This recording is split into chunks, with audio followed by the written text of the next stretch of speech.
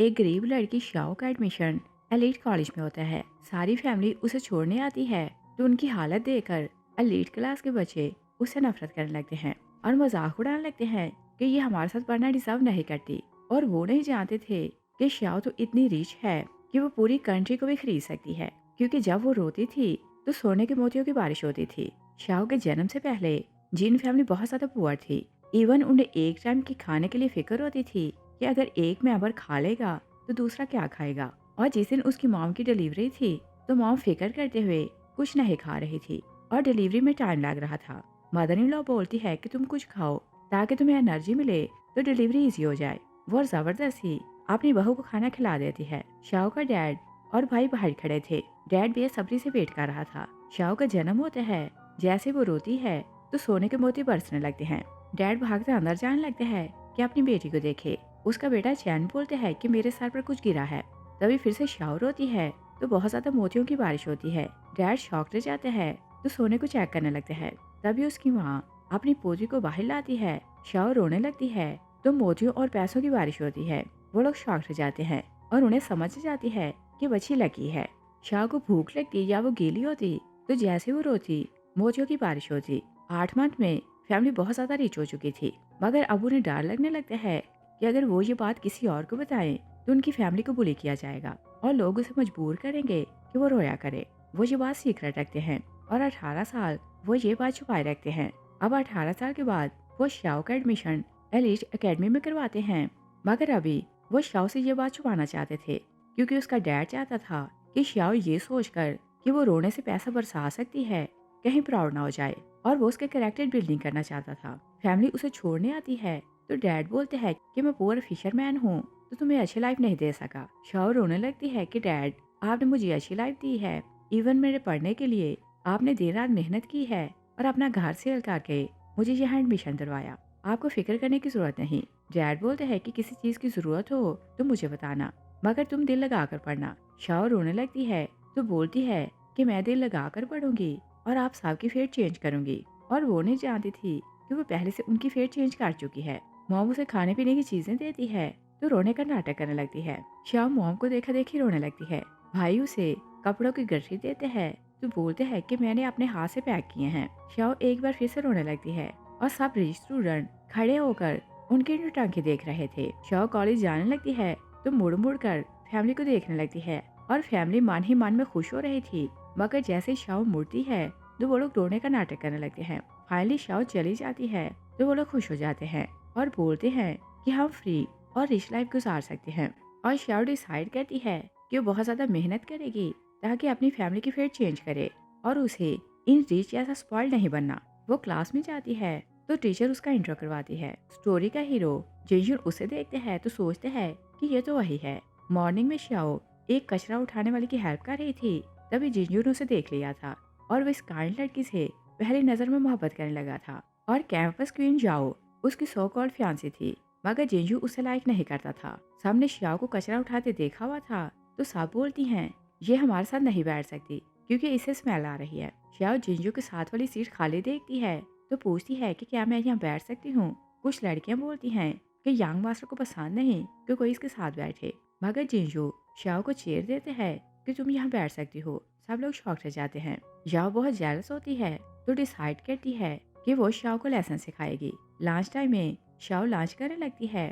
Shao अपनी friends के साथ मिलकर उसके टेबल पर खाना फेंकती है। शाओ बोलती है कि ये तुम क्या कर रही हो। शाओ बोलती है कि चुपचाप यहाँ से चली जाओ और अगर मैं बोलूँ तो तुम्हें स्कूल से निकाल दिया जाए, और मैं तुम्हें वार्न कर रही हूँ कि जिंजू से दूर रहो। शाओ वहाँ से जाने लगती है तो जाओ बोलती है कि क्या मैंने बोला कि तुम यहाँ से जा सकती हो। वो उसे स्लैप करने लगती है। जिंजू आता है तो उसका हाथ पकड़ लेते हैं और शाओ को बोलते हैं कि मैं तुमसे कभी शादी नहीं करूंगा, फिर इसे बुली ना करना। वो शाओ को साथ ले जाते हैं तो शाओ बहुत गुस्से में आ रही थी। जिंजू शाओ को बोलते हैं कि क्या उन्होंने तुम्हें बुली किया था। वो ना बोलती है।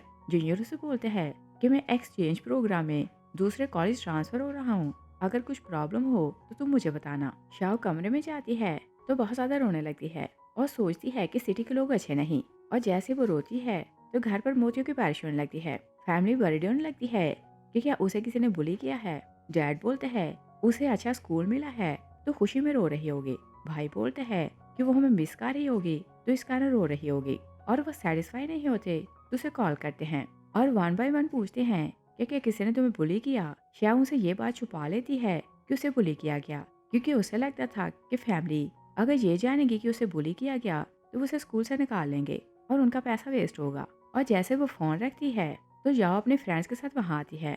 वो उसे बोलती है कि तुम नील डाउन करो। शाओ नील डाउन नहीं करती। जाओ एक डंडा लेती है तो उसकी टांग को हिट करती है। शाओ रोने लगती है तो घर पर फिर से मोतियों की बारिश होने लगती है। चैन बोलते हैं कि डैड इतने ज्यादा मोती बरस रहे हैं तो कोई मेरी सिस्टर को बुली कर रहा है। मॉम बोलती है कि मैंने तो बोला था कि उसे कोई बात ना छुपाओ। डैड बोलते हैं कि मैं स्कूल जा रहा हूँ। सब लोग एक साथ शाओ के स्कूल के लिए निकल आते हैं। उधर जाओ के फ्रेंड्स बोलती हैं कि इसका फेस डैमेज करो, ये फेस जिंजू को सीड्यूस नहीं करेगी। दो फ्रेंड्स उसे पकड़ती हैं तो जाओ उसका फेस डैमेज करने लगती है। शाओ बहुत ज्यादा रो रही थी, फैमिली रास्ते में थी तो मोतियों की बारिश होने लगती है।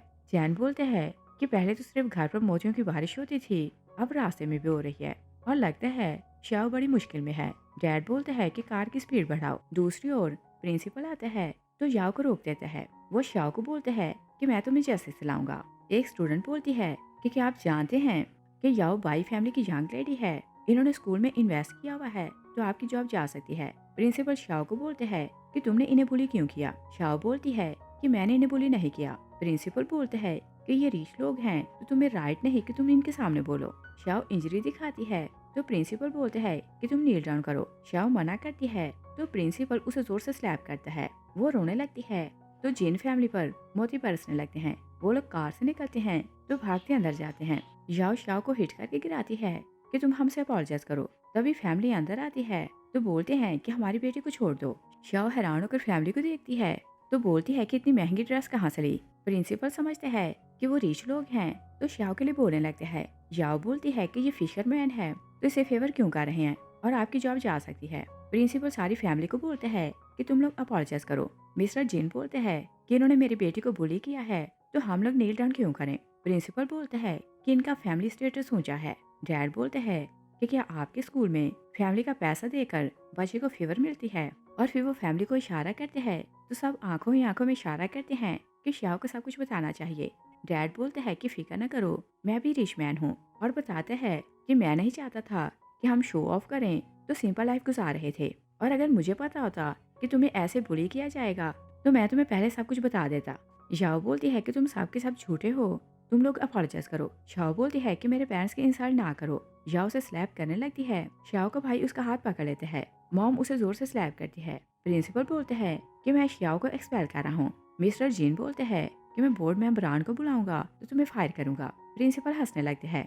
याओ बोलती है कि नाटक अच्छा कर लेते हो। मिस्टर जिन स्कूल के लिए लाइब्रेरी बनवा रहा था तो डीन उसे जानता था। वो डीन को कॉल करते हैं कि स्कूल आओ, और याओ नहीं जानती थी कि जिस फैमिली की वो इतनी इंसल्ट कर रही है उसका डैड उसी फैमिली से भीख मांगने गया था कि उनसे कॉन्ट्रैक्ट साइन करें। वो अपने डैड को कॉल करती है कि मुझे बुली किया गया तो आप यहाँ आए। भाई स्कूल आते हैं तो गुस्से में बोलते हैं कि मेरी बेटी को बुली किसने किया। वो जिन को देखते हैं तो उसे डाउट होता है कि ये प्रेसिडेंट जिन है। प्रिंसिपल बोलते हैं कि सॉरी, इस फिशरमैन की बेटी ने आपकी बेटी को बुली किया और मैं इनसे अपॉलोजाइज करवाऊंगा।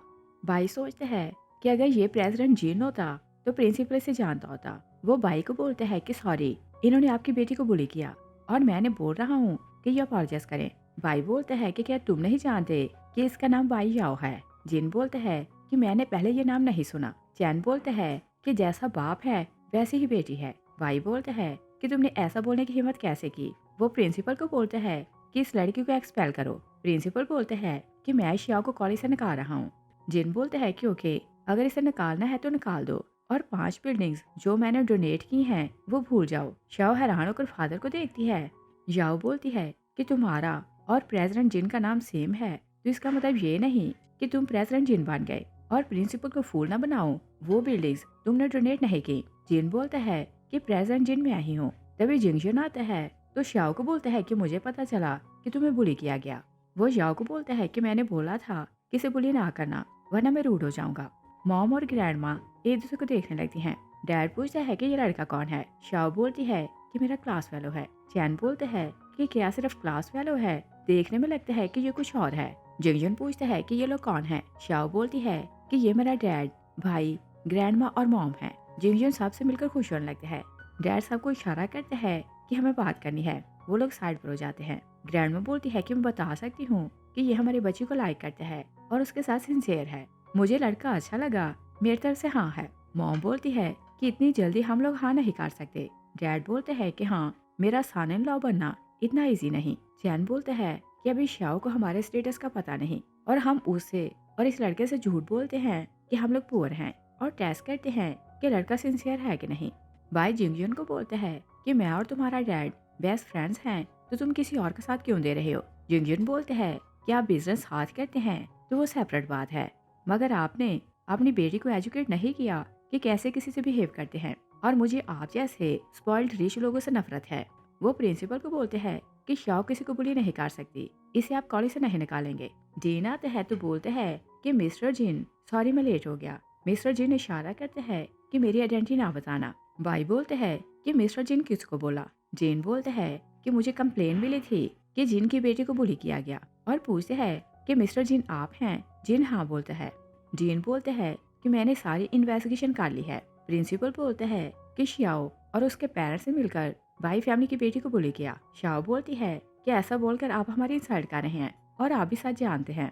डैड बोलता है कि तुम चुप रहो और शो देखो। जेन बोलते हैं कि मैं याओ को कॉलेज से निकाल रहा हूँ। भाई बोलते हैं कि मिस्टर जिन के साथ मेरी कॉपरेशन होने वाली है, मैं उसे बोलूंगा तो उसके साथ तुम्हारी कॉपरेशन कैंसिल करवाऊंगा। जीन बोलते हैं कि ओके, जो करना चाहते हो कर लेना। वो गार्ड्स को बुलाते हैं कि दोनों को बाहर निकालो और फिर वो प्रिंसिपल को फायर कर देते हैं। जिन फैमिली मजे से प्राउड होकर सोफे पर बैठने लगती है। वाइफ हस्बैंड को हिलाती है कि ये तुम क्या कर रहे हो।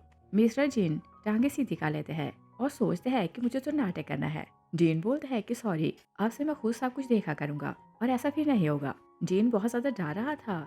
जिंगजू शाओ को बोलते हैं कि क्या तुम्हें नहीं लगता कि डीन तुम्हारे डैड से डर रहा है। शाओ बोलती है कि हाँ, मुझे भी ऐसा लग रहा है, मगर मेरा डैड एक फिशरमैन है तो डीन उसे डरेगा क्यों। वो डैड से पूछती है कि आप डीन को कैसे जानते हैं और 5 बिल्डिंग्स का क्या बोल रहे थे।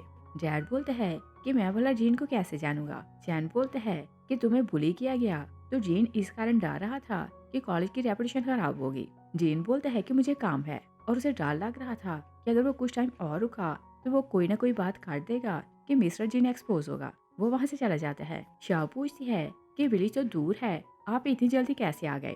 ग्रैंडमा बोलती है कि हमें तुम्हारी फिक्र हो रही थी तो भागे आए और फिर उसे 50 मिलियन का बैंक कार्ड देती है तो बोलती है कि जैसे चाहे स्पेंड करना। शाओ शॉक रह जाती है कि इतने पैसे आपके पास कहाँ से आए। ग्रैंडमा कुछ और बोलने लगती है। मिसेस जीन उनके मुंह पर हाथ रखती है तो बोलती है कि ये कार्ड तो फेक है और तुम्हारी ग्रैंडमा हर टाइम ड्रामे देखती है तो 50 और 100 मिलियन की बातें करती है। जिंगजुन बोलते हैं कि ये लिमिटेड एडिशन का कार्ड है तो फेक नहीं हो सकता। चैन बोलते हैं कि ये रास्ते में गिरा हुआ था तो ग्रैंडमा को मिला। जिंगजुन को कोई बात समझ नहीं आती। वो बोलते हैं कि ओके, सारी फैमिली यहाँ आई है तो मैंने ट्रीट देता हूँ। मॉम ना बोलती है मगर डैड और भाई हाँ बोलते हैं। मिसेस जिन बोलती है कि हम इसे ट्रीट क्यों लें। चैन बोलते हैं कि हमें इसे जानने का टाइम मिलेगा कि ये सिस्टर के साथ सिंसियर है कि नहीं। हस्बैंड बोलते हैं कि सन इन लॉ बनने का टेस्ट लेना है।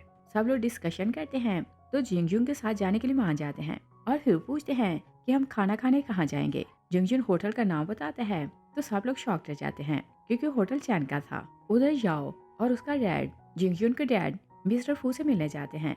याओ अपने पास से उन्हें स्टोरी सुनाती है कि एक लड़की ने मुझे बुली किया मगर जिंगजुन ने उसका साथ दिया और उसने दोनों फैमिलीज को एम्बैरस किया। फू सोचते हैं कि क्या ये हम बाप बेटे में लड़ाई करवाना चाहती है। वो बोलते हैं कि मैं सारी इन्वेस्टिगेशन खुद करूंगा। भाई बोलते हैं कि हमने डिसाइड किया था कि ग्रेजुएशन के बाद बच्चों की सगाई करेंगे। फू बोलते हैं कि मैं अपने बेटे को फोर्स नहीं कर सकता। भाई बोलते हैं कि ओके, अगर सगाई नहीं करनी तो कॉपरेशन को भूल जाओ और वैसे भी मिस्टर जिन के साथ मेरी कॉपरेशन होने वाली है तो मुझे तुम जैसों की क्या जरूरत। वो अपने बेटी को लेकर चला जाता है। मिस्टर फू बहुत गुस्से में आते हैं तो सोचते हैं कि ये कैसे एटीट्यूड था और मैं कभी भी याओ की शादी अपने बेटे से नहीं करूंगा।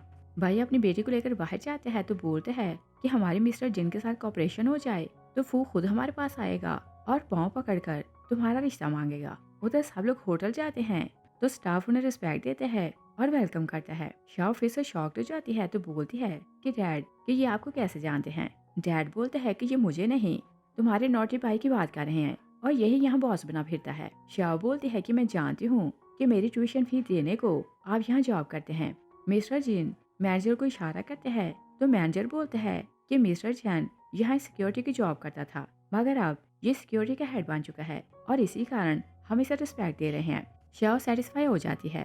मिस्टर भाई को मिस्टर जुन के असिस्टेंट की कॉल आती है कि हम तुमसे कॉपरेशन नहीं करेंगे। भाई शॉक रह जाते हैं तो मिस्टर फू को कॉल करते हैं और बोलते हैं कि मिस्टर जुन ने सडनली मुझे मना किया कि वो मुझसे कॉपरेशन नहीं करेगा और मैं नहीं जानता कि ऐसा कैसे हुआ। मिस्टर फू बोलते हैं कि वो अपनी बात से फिरने वाला तो नहीं है और तुमने उसे प्रवोक किया होगा तो इसी कारण ऐसा हुआ। भाई बोलते हैं कि मैं तो मिस्टर जिन को जानता भी नहीं और कभी मिला नहीं तो उसे प्रवोक कैसे करूंगा। मिस्टर फू बोलते हैं कि ओके, मैं उसे वेलकम डिनर दे रहा हूँ, तुम भी वहाँ आना तो अपॉलजाइज कर लेना। मिस्टर फू मिस्टर जिन को कॉल करते हैं कि मैं तुम्हें वेलकम पार्टी देना चाहता हूँ, जिस दिन टाइम हो मुझे बता देना। जिन बोलते हैं कि अभी मैं अपनी बेटी के साथ खाना खाने आया हूँ तो फिर बताऊंगा। जिंग यूं सोचते हैं कि क्या ये मेरे डैड की बात कर रहे हैं। वो पूरा नाम पूछता है तो जिन उसे नाम बता देता है। शाओ बोलती है कि आप कभी सिटी नहीं आए तो यहाँ फ्रेंड्स कैसे बने। मिस्टर जिन बोलते हैं कि वो एक बिजनेस टाइकन है और मैं फिशरमैन हूँ। एक बार वो आइलैंड पर आया, वहाँ वो फंस गया था और मैंने उसकी जान बचाई थी। ऐसे हम लोग फ्रेंड्स बने। जिंग यूं सोचते हैं कि नाम तो मेरे डैड का ले रहे हैं, मगर मेरा डैड कभी आइलैंड पे नहीं गया तो शायद ये किसी और की बात कर रहे होंगे। शाह को वापस कॉलेज जाना था तो वो जिंगजुन के साथ चली जाती है और चैन फैमिली को घर ले जा रहा था। शाह उसे कार में बैठा देख लेती है। वो जिंगजुन को बोलती है कि क्या वो मेरा भाई था। तभी एक कार उसे हिट करने लगती है तो जिंगजुन उसे होल्ड कर लेता है। शाह थोड़ा नर्वस होने लगती है और वो भूल जाती है कि उसने भाई को देखा था। तभी जिंगजुन को डैड उसे कॉल करते हैं कि मुझसे मिलने घर आओ। जिंगजुन बोलते हैं कि मेरे पास टाइम नहीं और अगर कोई बात नहीं है तो मैं फोन रखता हूँ। डैड बोलते हैं कि मेरा एक फ्रेंड आ रहा है, मैं उसे वेलकम डिनर दे रहा हूँ, उसकी बेटी तुम्हारी एज की है तो तुम उसे मिले ना। जिंगजुन बोलता है कि मुझे उसे नहीं मिला। डैड बोलते हैं कि मेरे फ्रेंड की बेटी बहुत नाइस है और वो सोसाइटी की स्पॉइल्ड लड़कियों जैसी नहीं है, तुम्हें उसे मिलकर अच्छा लगेगा और मैं जानता हूँ कि तुम्हें स्पॉइल्ड लड़कियों से नफरत है। हमें उसके साथ बिजनेस का चांस मिल रहा है तो हम चांस खो नहीं सकते। जिंगजुन बोलते हैं कि ओके, मैं आ जाऊंगा, मगर मेरी एक फ्रेंड मेरे साथ होगी। डैड बोलते हैं कि ओके, तुम उसे साथ ले आना। जिंगजू सोचते हैं कि शाओ मेरे साथ जाएगी तो डैड को समझ जाएगी कि मैं इसे पसंद करता हूँ और वो लड़की भी समझदार होगी तो समझ जाएगी। वो शाओ को बोलता है कि मेरा डैड पार्टी दे रहा है तो तुम मेरे साथ चलना। शाओ मना करती है तो जिंगजुन बोलता है कि वहाँ मेरे टेस्ट के लोग नहीं होंगे, तुम जाओगे तो मुझे अच्छा लगेगा। शाओ मान जाती है। जिंगजुन उसे नई ड्रेस दिलवाता है तो उसका मेकअप करवाता है। शाओ रेडी होकर आती है तो जिंगजुन उसे देखे जा रहा था। शाओ बोलती है कि क्या मैं अच्छी नहीं लग रही। जिंगजुन बोलता है कि तुम बहुत सुंदर लग रही हो। दूसरी तरफ पर देखते हैं कि मिस्टर जुन मिस्टर फू का वेट कर रहा था। तभी भाई अपनी बेटी के साथ वहाँ आता है। वो उसे बोलते हैं कि ये मिस्टर फू का प्राइवेट रूम है तो तुम यहाँ क्यों आए हो और तुम यहाँ आना डिजर्व नहीं करते और मिस्टर जिन आने वाला है तो तुम यहाँ से चले जाओ। जिन बोलते हैं कि मैं ही प्रेसिडेंट जिन हूँ। या उसे जोर से स्लैप करती है कि तुम झूठे हो। भाई बोलते हैं कि मैं तुम्हें खुद यहाँ से निकालता हूँ। वो उसका हाथ पकड़ने लगते हैं। मिस्टर फू आता है तो बोलते हैं कि ये तुम क्या कर रहे हो। भाई बोलते हैं कि ये जबरदस्ती आपके रूम में आ गया है तो हम इसे निकाल रहे थे। मिस्टर जिन आने वाला है तो उसे बुरा लगेगा। मिस्टर फू बोलते हैं कि यही प्रेसिडेंट जिन है। दोनों शॉक रह जाते हैं तो उसे अपॉलोजाइज करते हैं कि हमें दूसरा चांस दो। मिस्टर जिन ना बोलते हैं। याओ बोलती है कि आप इतने रिच हैं तो शाओ शह भी क्यों रहती है। मिस्टर जिन बोलते हैं कि ये हमारा आपसी मैटर है। भाई अपनी बेटी को स्लैप करते हैं तो फिर दोनों नील डाउन करते हैं और बोलते हैं कि हमें दूसरा चांस है। मिस्टर जिन बोलते हैं कि अब बहुत लेट हो गया। वो गार्ड्स को बुलाते हैं कि दोनों को बाहर निकालो। शाओ बोलती है कि हमें तुम्हारी सपोर्ट की जरूरत भी नहीं। शाओ और जिंगजुन दोनों होटल आते हैं तो शाओ बहुत नर्वस हो रही थी। जिंगजुन बोलते हैं कि मेरे होते नर्वस होने की जरूरत नहीं। तभी गार्ड उसे बोलते हैं कि आपने कार रॉन्ग पार्क की तो उसे प्रॉपर पार्क करें। जिंगजुन शाओ को बोलते हैं कि तुम रूम नंबर 888 में जाओ, मैं अभी आता हूँ। शाओ रूम में आती है तो अपने डैड को बोलती है कि आप यहाँ क्या कर रहे हैं। डैड सोचते हैं कि ये यहाँ कैसे आ गई। शाओ याओ को बोलती है कि तुम फिर से यहाँ क्या कर रही हो। याओ बोलती है कि इस बार हमने कुछ नहीं किया, ये सब तुम्हारा डैड करवा रहा है और देखो उसने गार्ड्स को ऑर्डर दिया कि हमें यहाँ से बाहर निकाले। शाओ हैरान लगती है। मिस्टर जिन मिस्टर फू को इशारा करते हैं तो फू गार्ड्स को बोलते हैं कि दोनों को बाहर निकालो। मिस्टर जिन अपनी बेटी को बताते हैं कि ये मिस्टर फू है और ये मेरा बेस्ट फ्रेंड है। फू बोलते हैं कि तुम्हारी बेटी बहुत सेंसिबल और बहुत सुंदर है। जिन बोलते हैं कि हाँ ये मुझ पर गई है और मिस्टर फू को शाओ की पिक्चर अपने बेटे को दिखाना थी तो बोलते हैं कि साथ में सेल्फी लेते हैं। वो सेल्फी लेते हैं तो दिल में सोचते हैं कि चाहे वो कितना भी स्टबर्न है इस लड़की को पसंद करेगा। मिस्टर जुन का पुराना रिलेशन था तो फू बोलते हैं कि बचपन में जब ये रोती थी तो तुम बहुत पैनिक हो जाते थे और उस टाइम तुम बहुत पुअर थे। और वो स्टोरी बताने लगते हैं तो मिस्टर जिन बोलते हैं कि पहले खाना खाते हैं। वो लोग खाना खाने लगते हैं। वेटर खाना लाती है तो शाओ को बोलती है कि ये सूप बहुत प्रेशियस है क्योंकि इसमें 100 years old जिंगसेंग है जिसकी प्राइस बहुत ज्यादा है। शाओ याद करती है कि जब वो सिक होती थी तो ग्रैंड माँ उसे जिंगसेंग का सूप पिलाती थी। वो डैड को बोलती है कि मुझे नहीं पता था कि ये हब इतनी प्रेशियस है और ग्रैंड माँ जब मुझे सूप देती तो मैं चिकन को खिला देती थी। वेट्रेस बोलती है कि इसकी कीमत तो लाखों में है और क्या आप चिकन को खिलाती थी।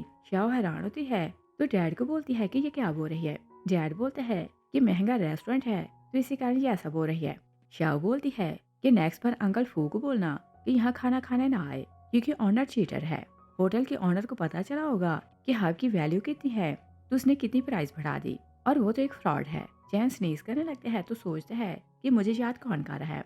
मिस्टर फू सोचते हैं कि जिंगजन कहाँ रह गया। वो उसे कॉल करने बाहर जाते हैं। तभी जिंगजन शाओ को कॉल कर रहा था। वो अपना फोन निकालने लगती है कि फोन गिरकर टूट जाता है। जिंगजन का नंबर नहीं मिलता और वो उसे ढूंढने लगते हैं कि वो कहाँ गई। वो अपने डैड वाले रूम में जाते हैं तो डैड बाहर निकल रहा था। जिंगजन बोलते हैं कि क्या मेरी फ्रेंड अंदर है। डैड बोलते हैं कि नहीं, तुम्हारी फ्रेंड यहाँ नहीं आई। और फिर बोलते हैं कि मेरे फ्रेंड की बेटी आई है तो एक बार उसे मिलो। जिंगजन बोलते हैं कि मैंने पहले भी बोला था कि मैं उसे नहीं मिलूंगा और बिजनेसमैन की बेटियां सबके सब स्पॉइल होती हैं और आप जानते हैं कि मुझे उनसे नफरत है और आपको सिर्फ प्रॉफिट चाहिए तो बिजनेस के कारण मेरी उसे शादी करवाना चाहते हैं और क्लियर करते हैं कि मैं अपनी उसी फ्रेंड को लाइक करता हूँ। डैड बोलते हैं कि ओके, मैं शादी के लिए नहीं बोलूंगा मगर एक बार लड़की से मिलो। जिंगजन जाने लगते हैं तो डैड बोलते हैं कि तुम नहीं जानते कि उसका फादर कितना ज्यादा रिच है और तुम्हारा फ्यूचर ब्राइट हो जाएगा। जिंगजन गुस्से में आता है तो वहाँ से चला जाता है। मिस्टर फू अंदर वापस आता है। शाओ डैड को बोल रही थी कि मेरा फोन टूट गया है। मिस्टर फू बोलते हैं कि तुम्हारा डैड तुम्हारे लिए फोन की कंपनी खोलने वाला है तो फोन टूटने के लिए फिक्र ना करो। शाओ हैरान होकर डैड को देखती है तो अंकल फू को बोलती है कि हम तो पुअर हैं, डैड मेरे नाम से कंपनी कैसे खोल सकते हैं। मिस्टर फू बोलने लगते हैं। मिस्टर जिन बोलते हैं कि हम लोग बिजनेस की बात करते हैं। वो उसे लेकर चले जाते हैं और जिंगजन गार्ड्स को बोलते हैं कि जो लड़की मेरे साथ आई थी जाकर उसे ढूंढो और वो पागल की तरह से ढूंढ रहा था। शाओ आती है तो वो उसे साथ ले जाता है। नेक्स्ट सीन में याओ के एक फ्रेंड हाओ को देखते हैं और याओ भी जानती थी कि वो उसे लाइक करता है मगर उसकी फैमिली फू फैमिली जितनी रिच नहीं थी और याओ ने उसे सेकंड ऑप्शन में रखा था। वो हाओ को बताती है कि शाओ के कारण मुझे कॉलेज से निकाल दिया गया। हाओ बोलते हैं कि क्या उसे मरना है जो उसने तुम्हें बुली किया। हाओ के फ्रेंड्स बोलते हैं कि हम सब जानते हैं ब्रदर हाओ तुम पर मरता है और हम उस लड़की को लेसन सिखाएंगे। याओ बोलती है कि जिंगजन उसे सपोर्ट कर रहा है तो हम उसका कुछ नहीं कर सकते। हाओ बोलता है कि मेरे सामने जिंगजन की कोई भी औकात नहीं। याओ दिल में सोचती है कि ये नहीं जानता कि शाओ मिस्टर जिन की बेटी है और मुझे तो शाओ से बदला लेना है जो उसे हर्ट करे। मिस्टर जिन जैसे चाहे से पनिश करे, मुझे इसकी क्या परवाह। रात को शाओ डॉर्म जा रही थी। हाओ अपने फ्रेंड्स के साथ उसका रास्ता रोकता है। वो उसकी बुक्स फेंक देते हैं तो बोलते हैं कि तुम्हारे कारण याओ को कॉलेज से निकाल दिया गया और तुम भी इस कॉलेज में नहीं पढ़ सकती। शाओ वहाँ से भागने लगती है तो हाओ से पकड़ने लगते हैं। जिंगजन आते हैं तो शाओ का हाथ पकड़ लेते हैं और हाओ से पूछते हैं कि तुम यहाँ क्या कर रहे हो। हाओ बोलते हैं कि यहाँ से चले जाओ वरना दोनों को एक साथ बीट करूंगा। वो अपने साथियों को बोलते हैं कि इस पर अटैक करो। जिंगजन उसके सारे साथियों को ढेर कर देते हैं तो हाओ बोलते हैं कि तुम बेस्ट फाइटर कैसे बन गए। वो अपने फ्रेंड्स को लेकर भाग जाते हैं और शाओ क्योंकि रोई थी तो गोल्ड के मोती घर पर गिरने लगते हैं। डैड से कॉल करते हैं कि क्या किसी ने तुम्हें बुली किया। शाओ ना बोलती है। डैड बोलते हैं कि तुम मुझसे झूठ नहीं बोल सकती। चैन बोलते हैं कि उस ब्रैड ने प्रॉमिस किया था कि वो तुम्हारी केयर करेगा और क्या इसे केयर बोलते हैं। शाओ बोलती है कि मैं बिल्कुल ठीक हूँ, मैं घर आना चाहती हूँ क्योंकि मैं आपको मिस कर रही हूँ। डैड ना बोलते हैं तो मॉम बोलती है कि ओके तुम घर आ जाओ मगर जिंगजन को भी साथ लाना। शाओ जिंगजन से पूछती है तो वो भी ओके बोलते हैं। शाओ उन्हें बताती है कि हम लोग अभी आ रहे हैं। डैड फोन बंद करते हैं तो बोलते हैं कि मैं तो वहाँ प्रोजेक्ट बना रहा था तो सारा विलेज डिमोलिश कर दिया मगर उनका घर अभी डिमोलिश नहीं हुआ था। सब भागते विलेज जाते हैं और सारी सेटिंग करते हैं। शाओ को ऐसा ही लगे कि वो लोग यहीं रहते हैं। शाओ और जिंगजन आते हैं तो सर्वेंट वहाँ से जा रहे थे। शाओ अपने डैड से बोलती है कि वो लोग कौन थे। डैड बोलते हैं कि वो ड्रामा के एक्टर थे, यहाँ रिकॉर्डिंग करने आए थे। ग्रैंडमा अपनी बहू को बोलती है कि लड़का तो सचमुच यहाँ चला आया। मॉम बोलती है कि अच्छा है कि हम लोग उसे टेस्ट करते हैं कि यह हमारी पुअर बेटी को पसंद करता है कि नहीं। वो लोग अंदर चले जाते हैं मगर चैन जिंगजुन का रास्ता रोक लेते हैं। शाओ बोलते हैं कि ये तुम क्या कर रहे हो। चैन बोलते हैं कि मैं लकड़ियां तोड़ रहा था, तुम उसे टूट नहीं रही। जिंगजुन उसके हाथ से स्टिक लेते हैं तो तोड़ देते हैं। चैन हैरान होकर सोचते हैं कि ये तो रियल में पावरफुल है। वो लोग अंदर चले जाते हैं। डैड बोलते हैं कि तुम पहली बार हमारे घर आए हो तो ये तुम्हारे गिफ्ट है। वो उसे रूल्स की लिस्ट दिखाता है। पहला रूल था कि श्याओ को कभी नहीं रुलाना। दूसरा रूल था कि श्याओ को तुम्हें हर बात माननी है और हर बात श्याओ के फेवर में थी। श्याओ बोलती है कि ये सब क्या है और ये रूल उस लड़के को दिए जाते थे जो शादी के लिए आता था। और जिंगजुन पे समझ आता है तो बोलता है कि बाकी सब तो ठीक है, मगर आपने ये रूल 100 टाइम क्यों लिखा है, इसे रूल आना नहीं।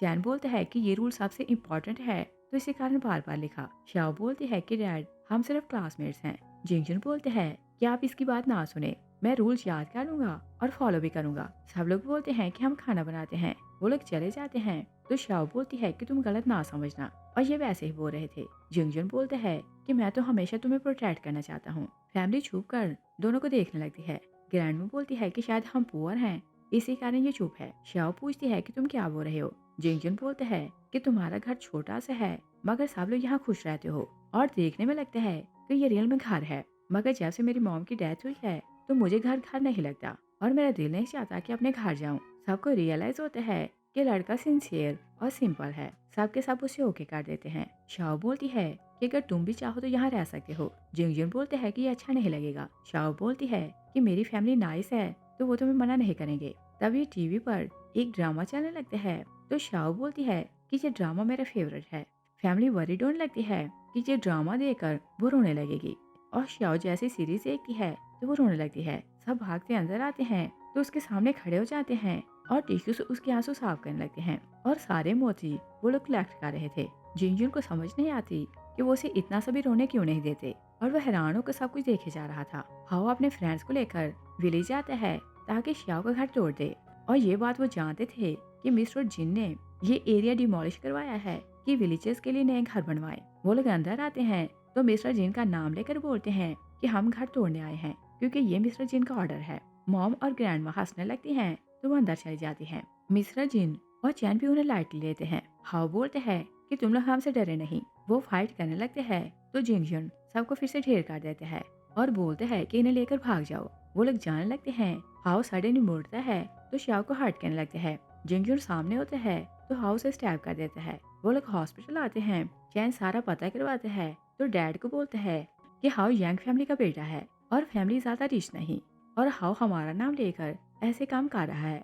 डैड बोलते हैं कि यंग फैमिली को बैंकरप्ट करवाओ। मॉम बोलती है कि मुझे जिंगजुन के लिए बुरा लग रहा है, बेचारा बच्चा श्याओ को बचाते हर्ट हो गया। और वो लोग डिसाइड करते हैं कि वो जिंगजुन को सब कुछ सच बताएंगे। जिनके गार्ड्स हाओ को ढूंढ रहे थे तो वो छुपता फिर रहा था।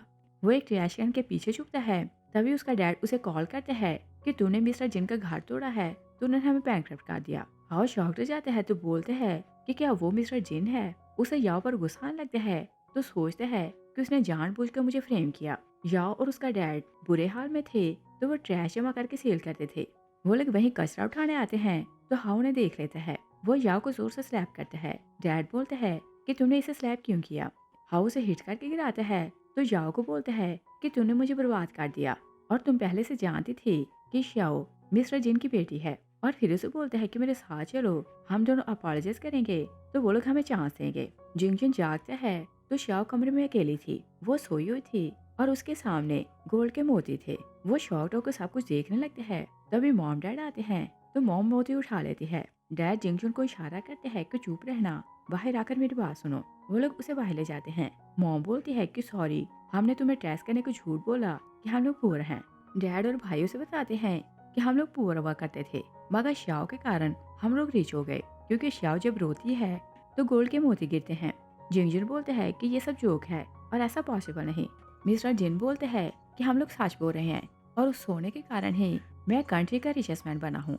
हाओ और याओ दोनों अपॉलोजाइज करने आए थे तो चुप कर उनकी बातें सुनने लगते हैं। वो लोग शॉक रह जाते हैं तो बोलते हैं कि अगर श्याओ हमारे साथ आ जाए तो हमारे पास पैसा ही पैसा होगा। डैड जिंगजुन को बोलते हैं कि तुम अभी ये बात सीक्रेट रखना और जब तुम्हारी शादी हो जाए तो तुम श्याओ को बता देना। जिंगजुन खुश होकर थैंक्स करते हैं कि आप मुझे सन इन लॉ बनाना चाहते हैं और फिर बोलते हैं कि जिस मिस्टर जिन की बात कर रहे थे क्या वो आप हैं। मिस्टर जिन बोलते हैं कि तुम्हारा डैड कौन है। तभी मिस्टर फू आते हैं तो बोलते हैं कि मेरे बेटे को क्या हुआ। सब लोग ये जानकर खुश हो जाते हैं कि वो मिस्टर फू का बेटा है। मिस्टर फू बोलते हैं कि मैंने सुना कि अपनी फ्रेंड को बचाते हुए तुम इंजर्ड हो गए।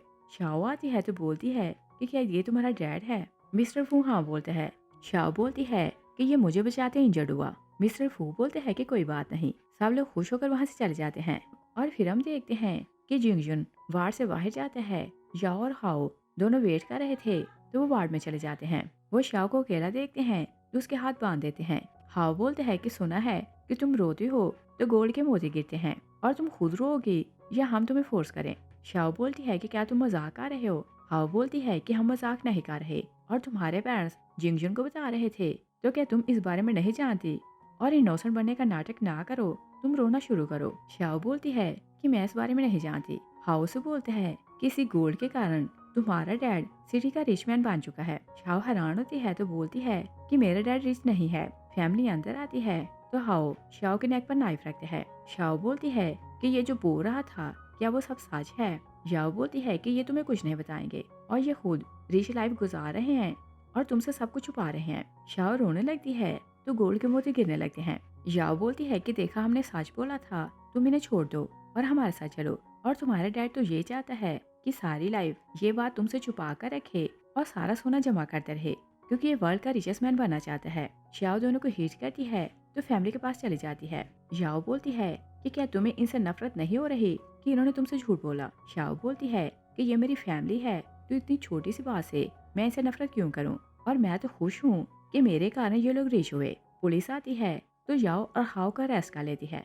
मॉम डैड सॉरी करते हैं तो शाओ बोलती है कि आपने ये बात मुझसे क्यों छुपाई। चैन बोलते हैं कि डैड को लगता था कि अगर तुम्हें ये बात बताई तो बात लीक हो जाएगी और तुम्हारी लाइफ का रिस्क होगा। शाओ बोलती है कि तुम सबकी पनिश ये है कि मुझे अच्छा खाना खिलाओ। लास्ट सीन में देखते हैं कि शाओ और जिंगजुन की ग्रेजुएशन हो जाती है तो जिंगजुन बोलते हैं कि क्या तुम्हें याद है कि ग्रेजुएशन के बाद का तुमने क्या प्रॉमिस किया था। शाओ बोलती है कि मैं तो भूल गई।